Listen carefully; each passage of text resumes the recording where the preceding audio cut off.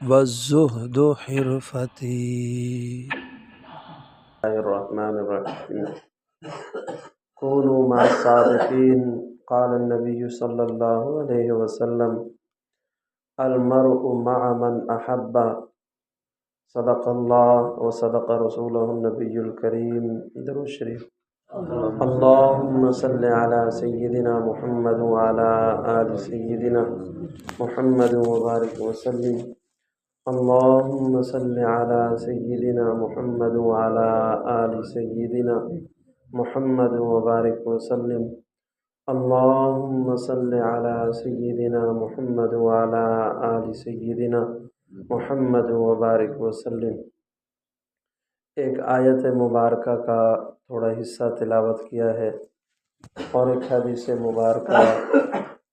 آیت مبارکہ کا مفہوم یہ ہے کہ اللہ تعالیٰ اپنے بندوں سے فرما رہے ہیں کہ اللہ والوں کے ساتھ ہو جاؤ، اور حدیث مبارکہ کا مفہوم یہ ہے، جناب رسول اکرم صلی اللہ علیہ وسلم نے فرمایا ہر بندہ قیامت کے دن اسی کے ساتھ ہوگا جس کے ساتھ اسے سب سے زیادہ محبت ہے.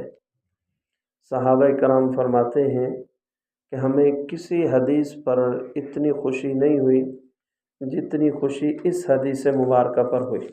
وجہ کیا تھی؟ صحابہ وہ تھے جو سب سے زیادہ محبت آپ صلی اللہ علیہ وسلم کی ذات سے کیا کرتے تھے، اور صحابہ فرماتے ہیں کہ ہم پریشان رہتے تھے ابتدا میں کہ قیامت کے دن اللہ کے نبی صلی اللہ علیہ وسلم تو نبی ہیں، تو جو اللہ کا نبی ہوتا ہے اس کا تو جنت میں بڑا مرتبہ اور مقام ہوگا، اور ہم غیر نبی امتی ہمارا درجہ بہت کم ہوگا، تو پتہ نہیں وہاں ہماری ملاقات ہوگی نہیں ہوگی، کیا ترتیب ہوگی. جب یہ بتایا گیا کہ ہر بندہ قیامت کے دن اسی کے ساتھ ہوگا جس کے ساتھ اسے سب سے زیادہ محبت ہے، تو فرمایا ہم اتنے خوش ہوئے کہ اللہ تعالیٰ نے ہمارے دل کی بات کہہ دی کہ جس محبوب صلی اللہ علیہ وسلم سے آپ کو محبت ہے، قیامت کے دن جنت میں آپ اسی کے ساتھ ہوو گے. تو یہ اللہ کے حبیب صلی اللہ علیہ وسلم کی صحابہ کرام کو جو صحبت حاصل تھی، اس صحبت کی چاشنی جو وہ دنیا کے اندر چکھتے تھے، یہ چاشنی کہیں ختم نہ ہو جائے، اور قیامت کے دن اگر یہ چاشنی ہمیں نہ ملی تو جنت کے اندر بھی مزہ نہیں ہوگا. صحابہ کرام یہ سوچ کر پریشان ہو جاتے تھے. تو نیک صحبت جو ہے یہ بہت بڑی اللہ تعالیٰ کی نعمت ہے. اگر ہم اس میں تھوڑا سا یوں دوسرے انداز سے دیکھیں کہ نیک صحبت انسان تو انسان جانوروں کو بھی بہت عظیم بنا دیتی ہے، اور بری صحبت عام انسان تو عام انسان، نبیوں کی اولاد بھی اگر بری صحبت اختیار کر لے تو ان کو بھی وہ بری صحبت برباد کر دیتی ہے.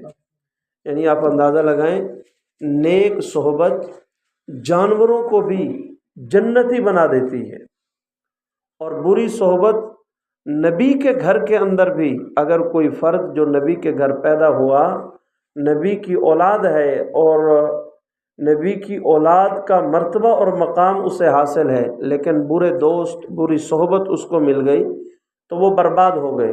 جس طرح حضرت نوح علیہ السلام کے بیٹے جنہوں نے برے دوستوں کو چنا، بری صحبت کو اختیار کیا، تو اللہ تعالیٰ نے جب ان کو غرق فرمایا اور وہ غرق ہونے لگے تو حضرت نوح علیہ السلام نے عرض کی کہ یا اللہ، آپ نے میرے ساتھ وعدہ کیا ہے کہ آپ کے اہل کو، آپ کے اہل خانہ کو میں محفوظ رکھوں گا، ان کو نہیں ڈبوں گا. یہ میرا سگا بیٹا جو ہے وہ پانی کی نظر ہو رہا ہے، سگا بیٹا پانی میں ڈوب رہا ہے. تو طوفان نوح میں جب وہ ڈوبنے لگا تو اللہ تعالیٰ نے حضرت نوح علیہ السلام سے فرمایا جو تمہارے دین کا نہیں وہ تمہارا نہیں، جو تمہارے دین کا نہیں وہ تمہارا اہل بھی نہیں، وہ تمہارے اہل خانہ میں بھی شامل نہیں. تو اندازہ لگائیے کہ نبی کی اولاد بھی اگر نبی سے بے وفائی کرے، نبی کی اولاد بھی اگر نبی کا طور طریقہ چھوڑ دے، نبی کا راستہ چھوڑ دے، تو اللہ تعالیٰ کیا فرما رہے ہیں؟ یہ تمہارا نہیں، نبی کی اولاد ان کے لیے بھی پھر جہنم کا فیصلہ، دنیا میں بھی اللہ تعالیٰ نے ان کو غرق کیا اور آخرت میں بھی دردناک عذاب ان کا مقدر بنے گا۔ بری صحبت نبی کے رشتہ داروں میں بھی اگر ہو تو اتنا انہیں برباد کر دیتی ہے، اور اچھی صحبت اصحاب کہف کا کتا، اس نے چند دن، اصحاب کہف یہ کون تھے؟ اس دور کے اللہ والے تھے، اس دور کے اللہ والے تھے۔ اس کتے نے چند دن بلکہ مفسرین نے لکھا ہے سورۃ کہف کے اندر کہ جب وہ لوگ اس غار کے اندر جانے لگے، وقت کے ظالم جابر بادشاہ سے چھٹکارا پانے کے لیے، تو یہ کتا بھی ان کے ساتھ بھاگا۔ تو جب یہ کتا ان کے ساتھ بھاگنے لگا تو آگے سے انہوں نے کہا دیکھو ہم بہت مجبور ہیں، اگر ہم ان کے ہاتھ چڑھ گئے تو وہ ہمیں سزا دیں گے، ہمارے اوپر ظلم کریں گے، تم ہمارے ساتھ نہ آؤ، تم ہمارے ساتھ، تم جانور ہو، اور جو جانور ہے وہ اس کی عادت ہے بھونکنا، جب تم ٹونکو گے بھونکو گے تو تمہیں دیکھا دیکھی وہ ہمارا پیچھا کریں گے۔ تو مفسرین نے لکھا ہے اللہ تعالیٰ نے اس کتے کو قوت گویائی عطا فرمائی، وہ بولنے لگا اور کہنے لگا کہ تم نیکوکار لوگ اس بستی کو چھوڑ کر جا رہے ہو اور مجھے بھی ان کے رحم و کرم پر ان کے ساتھ رہنے کا مشورہ دے رہے ہو، نہیں، میں تمہیں نہیں پھنسواؤں گا، میں نہیں آوازیں نکالوں گا جس کی وجہ سے تم بھی پھنس جاؤ اور تمہارے لیے بھی میں کوئی مصیبت بنوں، میں ایسی کوئی حرکت نہیں کروں گا، تم مجھے اپنے ساتھ جانے دو، تم مجھے اپنے ساتھ جانے دو۔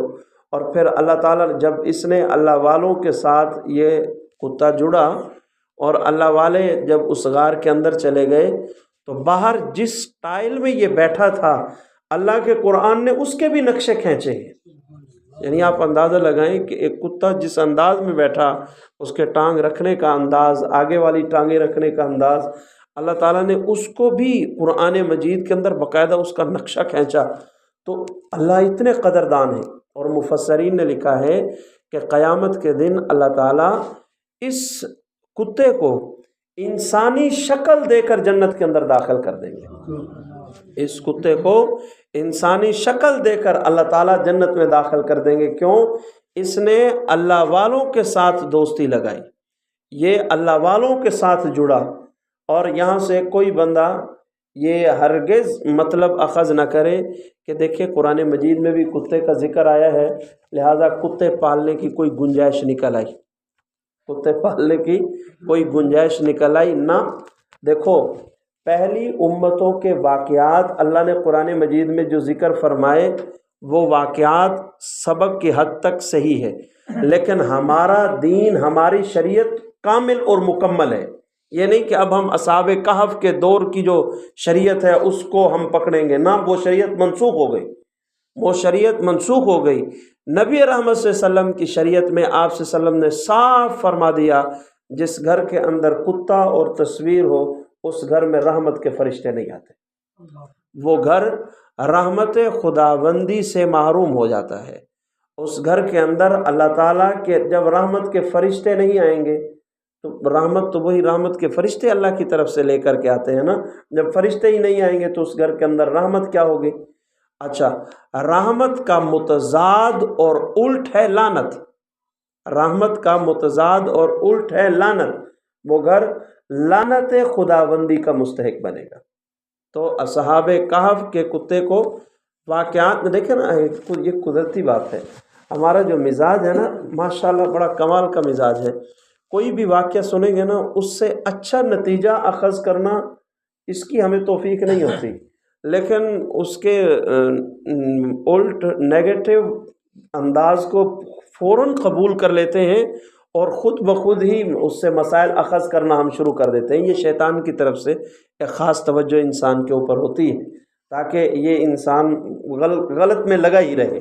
بہرحال تو اصحاب کہف کے کتے نے جب وفاداری کی ان اللہ والوں کے ساتھ، تو اللہ تعالیٰ نے اس وفاداری کا صلہ، بلکہ پچھلے دنوں میں ایک تفسیر میں پڑھ رہا تھا، بلعم باعورہ ایک شخص تھا حضرت موسیٰ علیہ السلام کے دور کا، جس کے بارے میں مفسرین نے لکھا ہے کہ 450 سال تک اس نے اخلاص کے ساتھ اللہ کی عبادت کی، لیکن مرتے وقت ایمان نہ بچا سکا۔ قرآن اس کے بارے میں کہتا ہے فَمَثَلُهُ كَمَثَلِ الْكَلْبِ، یہ ہمارے نزدیک ایک کتے کی طرح ہے۔ بلعم باعورہ جو اس وقت کا ایک بڑا نیک آدمی تھا، اخلاص کے ساتھ عبادت، فرمایا ہمارے نزدیک یہ کتے کی طرح ہے۔ مفسرین نے لکھا ہے کہ بلعم باعورہ کو اللہ تعالیٰ اصحاب کہف کے کتے کی شکل دے کے جہنم میں ڈالیں گے، اور اس اصحاب کہف کے کتے کو بلعم باعورہ کی شکل دے کر جنت میں داخل کریں گے۔ یہ اللہ تعالیٰ کا ایک اپنا نظام ہے۔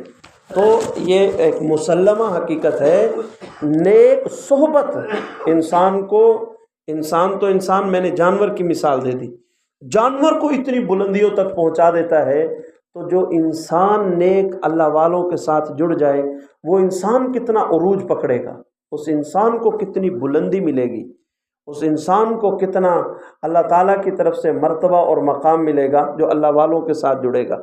اور جو برے لوگوں کی صحبت اختیار کرتا ہے، یہ ایک زہر ہے، یہ ایک زہر قاتل ہے لوگوں کے لیے، جو بری صحبت اور بری مجلس کے اندر بیٹھتے ہیں اور بری صحبت سے برے اثرات اپنے اندر منتقل کرتے ہیں۔ حکیم الامت مولانا اشرف علی تھانوی رحمۃ اللہ علیہ فرماتے ہیں، بدوں صحبت شیخ اگر کوئی 1,00,000 تسبیحاں پڑھتا رہے اسے کچھ نفع نہیں ہوگا۔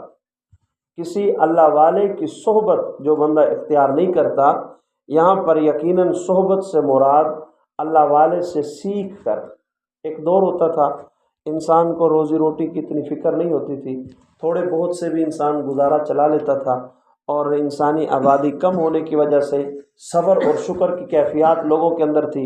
اس وقت ایک اللہ والا بھی خانقاہ میں بیٹھ جاتا تھا، اور لوگ آتے تھے بس وہاں لگے رہے، سوکھی روٹی جس طرح کی مل گئی وہ چبا کے گزارا کر لیا کرتے تھے، اور سال ہر سال اللہ والوں کی صحبت میں بیٹھے رہتے تھے۔ آج جس دور سے میں اور آپ گزر رہے ہیں، یہ بڑا عجیب فتنوں کا دور ہے۔ اب اس دور میں لوگ کھانا کھاتے تھے جینے کے لیے، اور اب لوگ جیتے ہیں کھانا کھانے کے لیے، یہ یعنی فرق آ گیا ہے۔ تو فرمایا کہ بغیر کسی اللہ والے کی یہاں صحبت سے مراد سیکھ کر ذکر کرنا، بدوں صحبت شیخ اگر کوئی 1,00,000 تسبیحاں پڑھے، یہ کون فرما رہے ہیں؟ حکیم الامت مولانا اشرف علی تھانوی رحمۃ اللہ علیہ فرما رہے ہیں کہ کسی اللہ والے کی صحبت کے بغیر اگر کوئی 1,00,000 مرتبہ بھی تسبیحاں پڑھتا رہے، کوئی فائدہ نہیں ہوگا، ثواب ملے گا، فائدہ نہیں ہوگا۔ یہاں فائدے سے مراد کیا؟ اندر نہیں بنے گا، اندر انسان کا نہیں بنے گا۔ اچھا، حضرت خواجہ عزیز الحسن مجذوب رحمۃ اللہ علیہ نے عرض کی کہ حضرت خود اللہ کے ذکر میں یہ صفت ہونی چاہیے تھی کہ وہ خود کافی ہو جاتا، صحبت شیخ کی قید کیوں لگائی؟ یہ کیوں فرمایا کہ بدو صحبت شیخ، ذکر کی 1,00,000 تسبیح بھی فائدہ نہیں، یہ صحبت شیخ کی قید کیوں لگائی؟ یہ بات کیوں فرمائی؟ تو آگے سے حکیم الامت مولانا اشرف علی تھانوی رحمۃ اللہ نے فرمایا، عادت اللہ یہی ہے کہ کام تو ذکر ہی بنائے گا، البتہ صحبت شیخ شرط ہے، صحبت شیخ شرط ہے کہ جو شیخ اور مرشد کی صحبت شرط لگائی۔ کیوں؟ پھر انہوں نے اس کو مثال کے ساتھ سمجھایا، تصدیق کرتے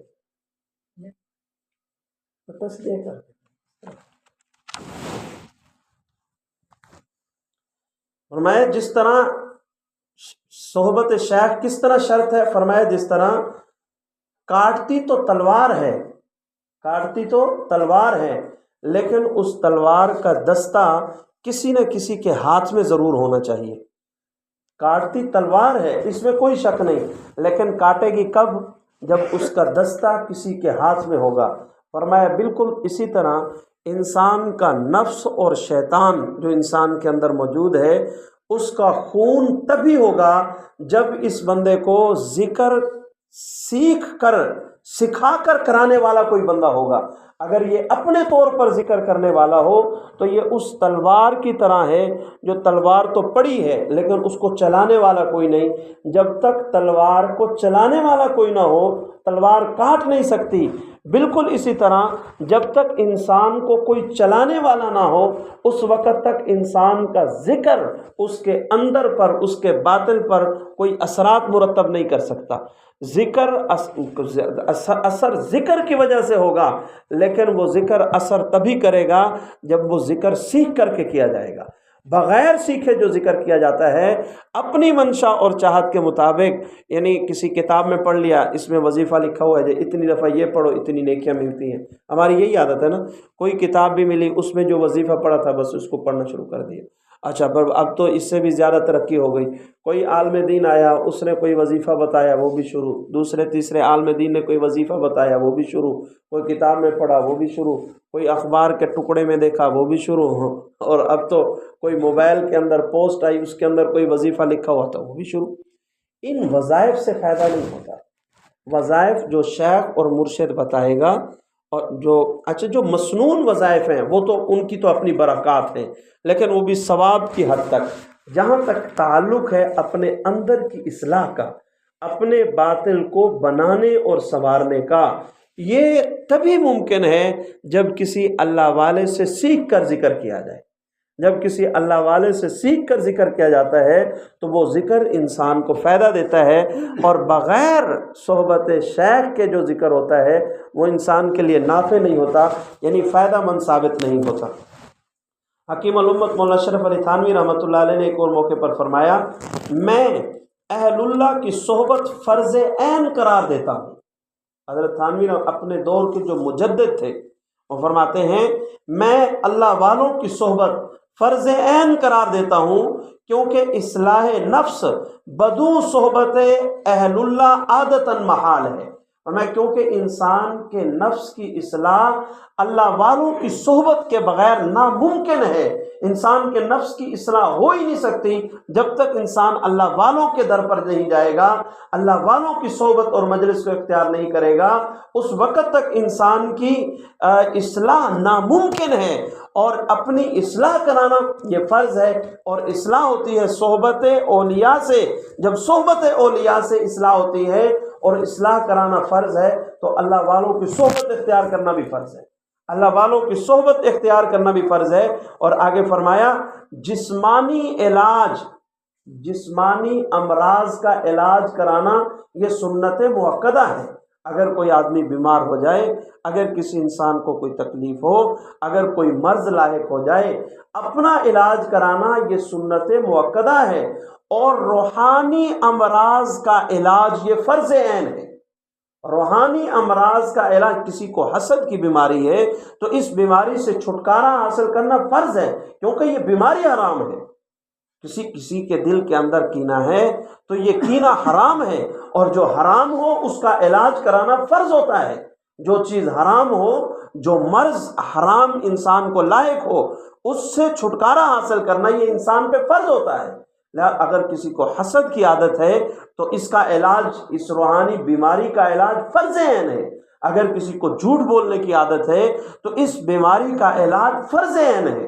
اگر کسی کو بدنگاہی اور بد نظری کرنے کی عادت ہے اس بیماری کا علاج فرض عین ہے.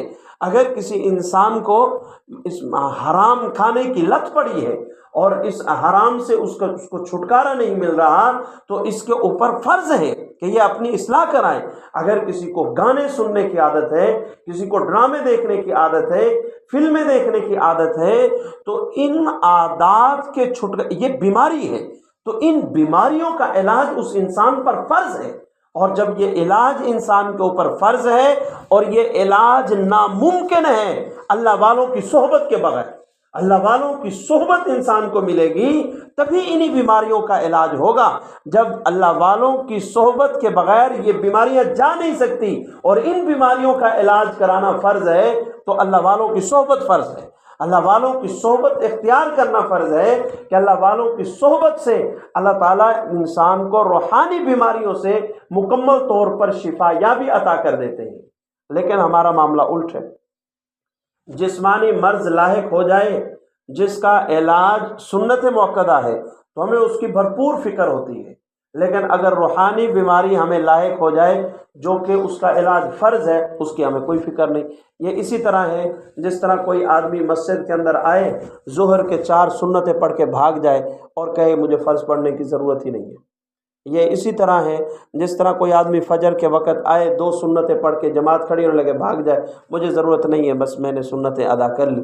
جسمانی بیماریوں کا علاج سنت مؤکدہ کی طرح ہے، اور روحانی بیماریوں کا علاج یہ فرض عین ہے، اور فرض عین زیادہ اہم ہوتا ہے سنت مؤکدہ کے۔ یہ میں اور آپ تجربے سے اس چیز سے واقف ہیں کہ اگر دیکھو اتنا اہم ہے کہ اگر سنت مؤکدہ رہ جائے، چھوٹ جائے، تو بعد میں آپ صرف فرض ادا کریں گے، ان سنت مؤکدہ کے بارے میں سوال نہیں ہوگا، الا یہ کہ مستقل عادت نہ ہو سنت مؤکدہ چھوڑنے کی۔ اگر مستقل کسی کی عادت ہے تو پھر وہ اس پر بھی شفاعت رسول سے قیامت کے دن وہ بندہ محروم ہوگا، شفاعت نبی سے قیامت کے دن پھر وہ محروم ہو جائے گا۔ تو جسمانی بیماریوں کا علاج یہ سنت مؤکدہ ہے، اور روحانی بیماریوں کا علاج یہ فرض عین ہے، اور یہ فرض عین روحانی بیماریوں کا علاج، روحانی بیماری کا علاج بغیر اللہ والے کی صحبت کے ناممکن ہے۔ یعنی کیا مطلب؟ روحانی بیماری اللہ والوں کی صحبت کے بغیر نہیں ہو سکتی، اور روحانی بیماری کا علاج کرانا فرض عین تو اللہ والوں کی صحبت اختیار کرنا فرض عین ہے، اللہ والوں کی صحبت اختیار کرنا فرض عین ہے۔ حکیم الامت مولانا اشرف علی تھانوی رحمۃ اللہ علیہ ایک اور موقع پر فرماتے ہیں، تجربے سے معلوم ہوا کہ ایمان کی سلامتی کا ذریعہ صرف اللہ والوں کی صحبت ہے۔ تجربے سے یہ بات ثابت۔ اب دیکھیں حکیم الامت مولانا اشرف ایک وقت کا مجدد یہ بات فرما رہا ہے کہ میری زندگی، جو میں نے اپنی زندگی گزاری اور اس زندگی میں میں نے جو تجربات کیے، مشاہدے کیے، فرمایا ان تجربات سے یہ بات ثابت ہے، فرمایا کہ ایمان کی سلامتی کا ذریعہ صرف اللہ والوں کی صحبت۔ یہ نہیں فرمایا ایمان کی سلامتی کا ذریعہ اللہ والوں کی صحبت ہے، اتنا نہیں، بلکہ فرمایا صرف اللہ والوں کی صحبت، صرف اللہ والوں کی صحبت سے ایمان سلامت رہے گا۔ اللہ والوں کی صحبت کے بغیر ایمان کی سلامتی بہت مشکل ہو جاتی ہے، خاتمہ بالخیر سے محرومی ہو جاتی ہے۔ اور فرمایا اس تعلق کے بعد کوئی جادو بھی انسان کے اوپر اثر نہیں کر سکتا۔ یہ آج میرے علم میں بھی نئی بات آئی ہے۔ اللہ والوں کے ساتھ تعلق کی بنیاد پر فرمایا یہ تعلق اتنا عظمت والا ہے، جہاں اخروی فائدہ کہ ایمان محفوظ ہوتا ہے، وہاں دنیاوی فائدہ کہ اس تعلق کی برکت سے اللہ تعالیٰ جنات کے اثرات سے بھی اس بندے کو محفوظ فرما دیتے ہیں، اس بندے کی حفاظت ہو جاتی ہے۔ حکیم الامت مولانا اشرف علی تھانوی رحمۃ اللہ علیہ نے ایک اور موقع پر فرمایا، 2 عالم اگر ہمارے پاس آئیں، 2 عالم ہمارے پاس آئیں، ایک عالم تربیت یافتہ اور صحبت یافتہ ہو، اور دوسرا عالم غیر تربیت یافتہ، غیر صحبت یافتہ ہو۔ کیا مطلب؟ ایک عالم ایسا آ جائے جو کسی اللہ والے کا بیعت ہو اور اس نے اپنی اصلاح شروع کرا رکھی ہو یا اصلاح کرا لی ہو، اور دوسرا جس نے ابھی تک اصلاح نہ کرائی ہو۔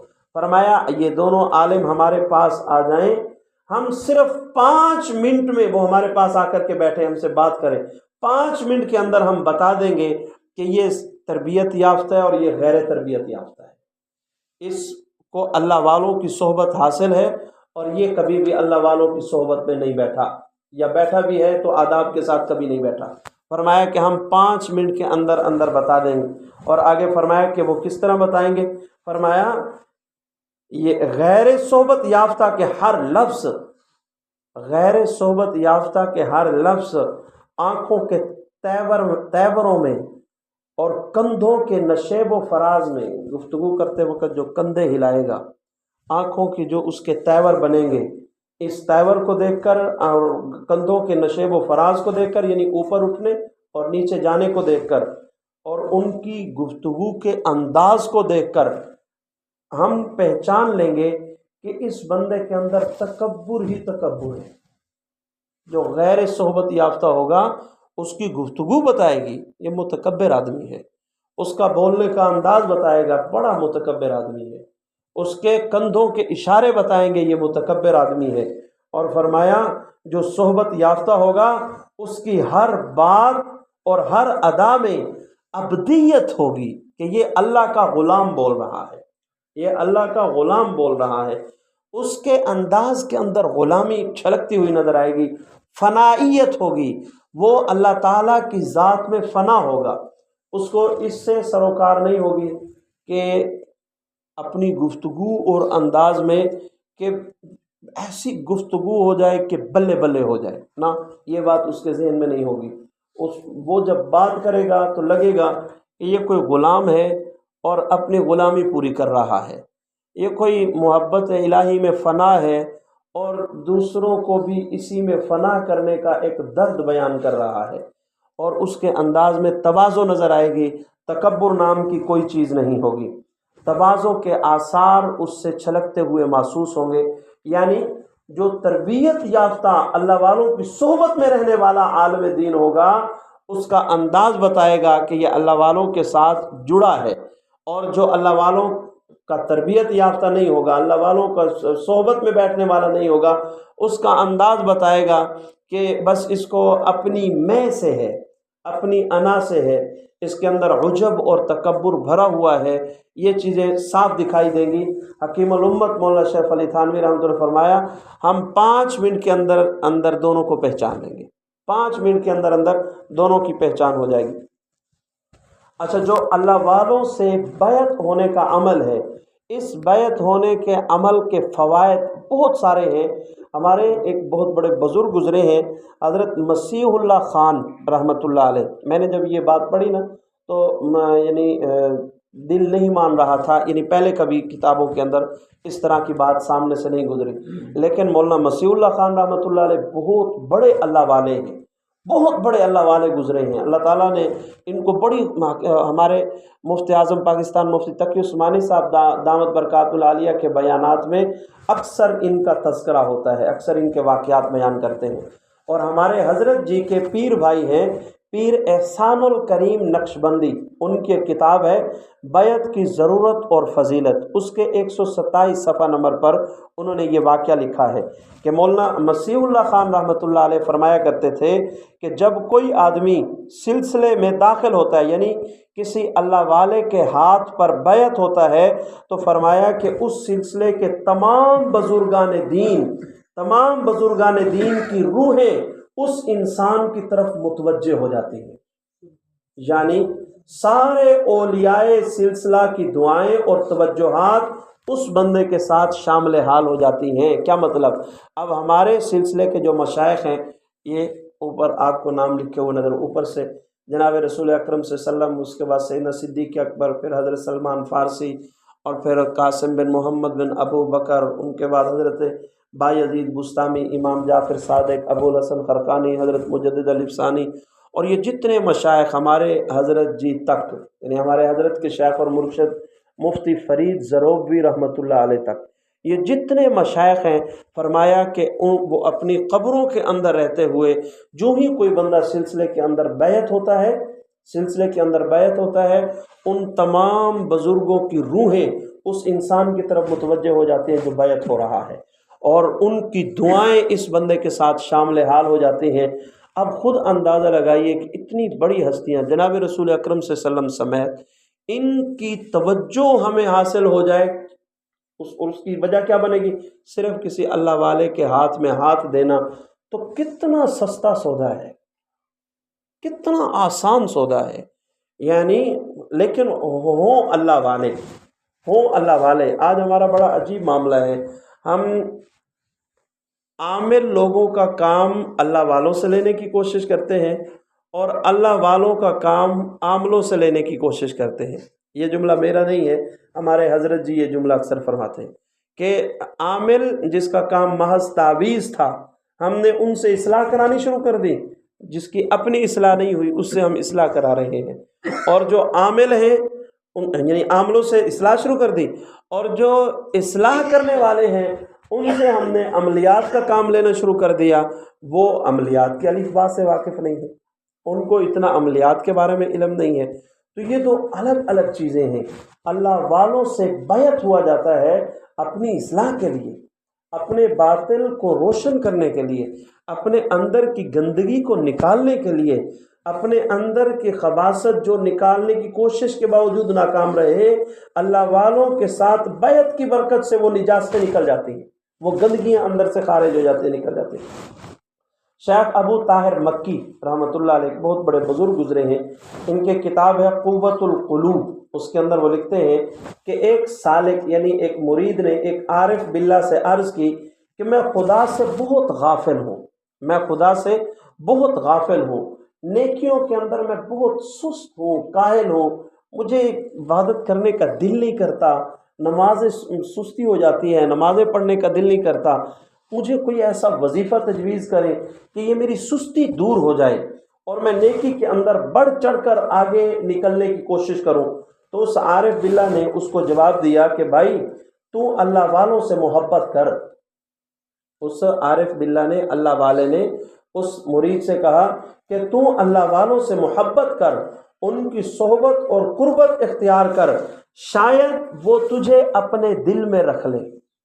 شاید، یہ جملے پر غور کرنا، تو کسی اللہ والے سے محبت کر اور کسی اللہ والے کی قربت اختیار کر، ان کی صحبت میں بیٹھ، شاید کوئی اللہ والا تجھے اپنے دل کے اندر جگہ دے دے اور تو اللہ والے کے دل میں چلا جائے۔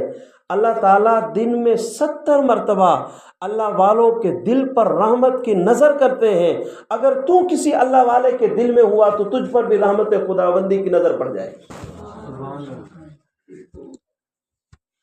کسی اللہ والے کے پاس کثرت سے جانا، اس سے اس دل کے، جو بندہ کسی کے پاس کثرت سے جائے تو اس دل کے اندر تو محبت آئے، یہ فطری عمل ہے، محبت آ جاتی ہے۔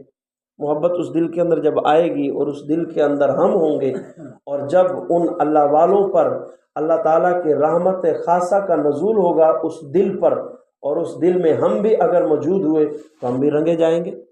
اللہ اللہ، میں کئی دفعہ جملے ایسے ہوتے ہیں جو میں جذبات میں کہہ جاتا ہوں، کاش کہ ان کی جو ہے آپ قدر کریں۔ اللہ بخیل نہیں ہے کہ اللہ اپنے محبوب بندوں کے دلوں پر محبت کی نظر ڈالے اور ہم اس دل میں موجود ہوں، اور پھر اللہ بخیلی کرے، نہیں نہیں اس کو نہیں رنگنا، اس پر رحمت نہیں کرنی، نہ، اللہ اس طرح نہیں کرتا۔ ہمارے مولانا قاسم نانوتوی رحمۃ اللہ علیہ وہ مثال سے سمجھایا کرتے تھے، مشہور واقعہ ہے۔ حضرت بعض لوگ کہتے ہیں اللہ والوں کی قبر کے قریب میری قبر بنانا، اس سے بھی کوئی فائدہ ہوتا ہے؟ تو حضرت نانوتوی رحمۃ اللہ علیہ نے پنکھا جھیلنے والے سے پوچھا، بھئی پنکھا کس کو جھیل، ہوا کسے دے رہے ہو؟ اس نے کہا حضرت آپ کو۔ حضرت نے اسی مرید سے پوچھا، بھئی آپ کو بھی ہوا آ رہی ہے؟ انہوں نے کہا حضرت آ رہی ہے، اور میں یہ پنکھا آپ کو جھیل رہا ہے، آپ کو ہوا دے رہا ہے؟ کہنے لگے نہیں حضرت، وہ تو آپ کے لیے پنکھا چلا رہا ہے، لیکن میں چونکہ آپ کے ساتھ بیٹھا ہوں۔ تو حضرت نے فرمایا یہ انسان ہو کر اتنی بخیلی نہیں کرتا، تو نے اللہ کو اتنا بخیل سمجھ لیا؟ تو نے اللہ کیا ایک قریب قبر والے پر اللہ کی رحمت کا نزول ہو اور اس کے ساتھ جو پڑا ہے وہاں اللہ تعالیٰ بھی اس طرح نہیں کرتا؟ کیسی عجیب اختر! جب انسان کا اللہ تعالیٰ کے ساتھ ایسا گمان ہوتا ہے نا، یہ وہ ایک گمان کی بات ہے۔ جس طرح حضرت حسن بصری رحمۃ اللہ علیہ نے فرمایا نا کہ جس اللہ کی ایک رحمت زمین پر نازل ہوئی، اس اللہ نے اتنا پیار کرنے والی ماں مجھے عطا کر دی، جب وہ اللہ 100 رحمتوں کے ساتھ مجھ پر، میرے ساتھ مخاطب ہوگا، مجھے جہنم کے اندر ڈال دے، ایسا ہو ہی نہیں سکتا۔ یہ ایک کیفیت ہوتی ہے، اس کیفیت میں جب ان کے جملے نکلتے ہیں تو ان جملوں کی ایک ویلیو ہوتی ہے۔ ہمارے کئی ساتھی نا ان جملوں کو دیکھ کر کہتے ہیں نہیں یار یہ تو بڑا عجیب جملہ ہے، ایسے کس طرح، یہ تو نامناسب سا جملہ ہے، ایسے تو نہیں ہو سکتا کہ اللہ تعالیٰ اس طرح۔ دیکھیں یہ اسی طرح ہے، بعض جملے ایک خاص کیفیت میں نکل۔ اللہ کے نبی صلی اللہ علیہ وسلم نے غزوہ بدر کے موقع پر اللہ سے فرمایا تھا، یا اللہ آج یہ 313 مر گئے نا، آج یہ 313، قیامت تک تیرا نام لینے والا کوئی نہیں ہوگا۔ حضور کا یہ جملہ کہنا ایک خاص کیفیت میں تھا۔ ہمارے جیسے ہوتے تو وہاں بھی فتویٰ، نہیں اللہ کو بھی دم کیا ہے، اب اللہ کو ان 313 کا محتاج ہے اللہ تعالیٰ، ہم ہوتے تو وہاں پر بھی پتہ نہیں کیا سے کیا کہنا شروع کر دیتے۔ تو کچھ کیفیات میں نکلے ہوئے جملے ایسے ہوتے ہیں، وہ اللہ تعالیٰ کے ہاں بڑے مقبول جملے ہوتے ہیں، وہ بڑے قبولیت پانے والے جملے ہوتے ہیں۔ تو اللہ والوں سے محبت جب کریں گے اور ان اللہ والوں کے ساتھ یارانہ اور دوستانہ تعلق جب ہوگا، ہم اس دل کے اندر آ گئے تو انشاءاللہ رنگے جائیں گے۔ حکیم الامت مولانا اشرف علی تھانوی رحمۃ اللہ فرماتے ہیں کہ شیخ کی مجلس میں شیخ کے قلب کی طرف متوجہ رہو۔ جب تم اپنے پیر، اپنے شیخ اور مرشد جس کے ساتھ آپ کا اصلاحی تعلق ہے اس کی مجلس میں بیٹھے ہو، وہ فرمایا اس وقت تمہیں چاہیے کہ اس کے دل کی طرف متوجہ رہو، خواہ وہ کسی کام میں ہی مشغول کیوں نہ ہو۔ اگر وہ کوئی اور کام کر رہا ہے اپنے کام میں، پھر بھی تم اس کے دل کی طرف متوجہ رہو، اور یہ تصور رکھو کہ اس کے دل سے میرے دل میں انوارات آ رہے ہیں، اس کے دل سے میرے دل میں انوارات آ رہے ہیں۔ واللہ ہم نے دیکھا ہے کہ جب اس بات کی کثرت کے ساتھ کوشش کی اور بار بار اس بات آنکھیں بند کر کے یا حضرت کے چہرے کی طرف دیکھ کر بار بار اس بات کا مراقب، آنکھیں کھول کے مراقبے کے اندر رہے کہ انوارات آ رہے ہیں، پھر آپ کو چمکتے ہوئے انوارات محسوس ہوں گے، چمکتے ہوئے پھر انوارات نظر آتے ہیں۔ جب پانی صاف شفاف صاف ستھرے پانی کی جھاگ جو ہوتی ہے، اس جھاگ کی طرح انوارات شیخ کے سینے سے نکل کر اپنے سینے میں منتقل ہوتے ہوئے نظر آئیں گے آپ کو۔ یوں 5 لطائف کی جگہوں پر 5 نالیاں اور ٹوٹیاں جھاگ سمیت آپ کو حضرت کے شیخ سے نکل کر اپنے سینے میں منتقل ہوتی ہوئی نظر آئیں گی۔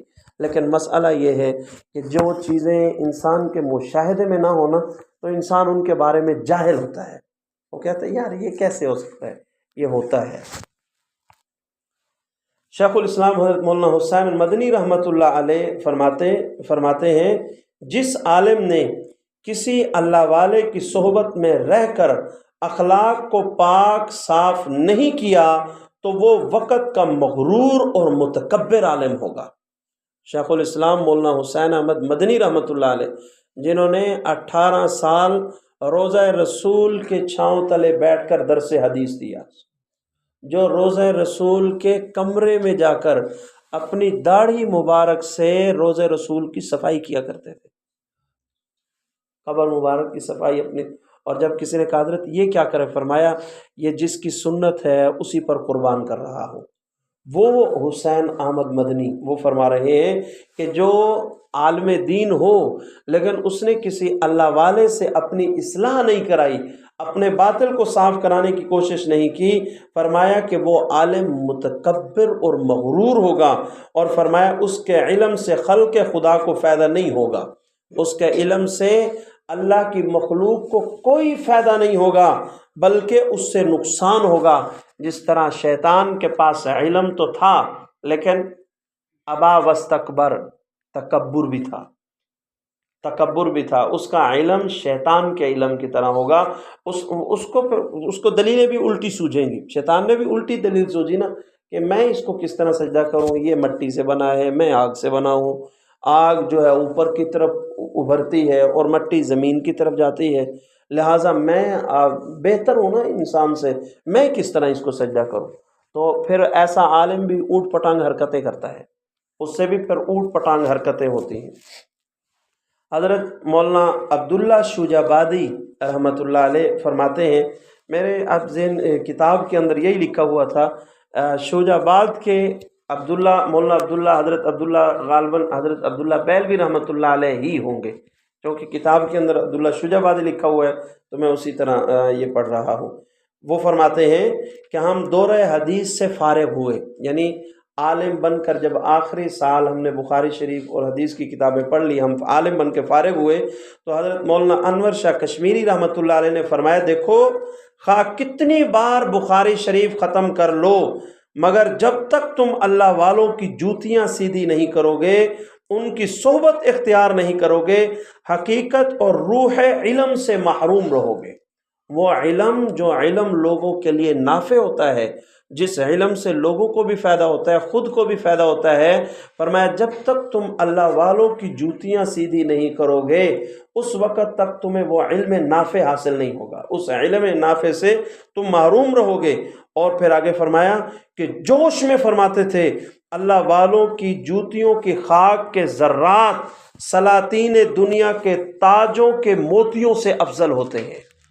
جو اللہ والوں کے جوتوں کے ذرات ہوتے ہیں، مٹی کے ذرات، فرمایا کہ اللہ والوں کے جوتوں کے ساتھ لگے مٹی کے ذرات اتنی عظمت والے ہوتے ہیں کہ وقت کے سلاطین اور بادشاہوں کا جو تاج ہے اس کے اندر جو موتی ہیرے کے لگے ہوئے ہوتے ہیں، اللہ والوں کے قدموں کے نیچے آنے والے مٹی کے ذرات ان ہیروں سے بھی زیادہ افضل ہیں، ان ہیروں سے بھی زیادہ عظمت والے ہیں۔ تو اللہ والوں کی مجالس اور صحبت کو اختیار کرنا یہ یقیناً بہت بڑی عظمت والی بات ہے۔ ایک تو ہمارے لیے بہت بڑی اللہ تعالیٰ کی کرم نوازی ہے کہ خانقاہ مالکیہ نقشبندیہ خانوال شریف جو ہمارے بالکل قریب ہے، اس میں ماہانہ مجلس ذکر ہے، جمعے کے دن جمعے کا بیان بھی حضرت خود فرماتے ہیں، اور اسی طرح اب رمضان المبارک کا مہینہ آ رہا ہے تو اعتکاف کی ترتیب بھی وہاں پر ہوتی ہے۔ یہ وہ مواقع ہیں جن مواقع میں بندہ اللہ والوں کی صحبت اختیار کر سکتا ہے۔